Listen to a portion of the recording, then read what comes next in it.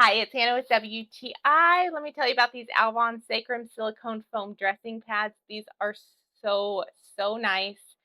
They absorb so much stuff. I poured half a cup of water into one of these and it absorbs slowly, so some ran off, but it absorbs so much of that half cup of water and then it pulls it away and holds it into that gel. So I tapped it with a paper towel where the skin would be and really was impressed with how little got on the paper towel.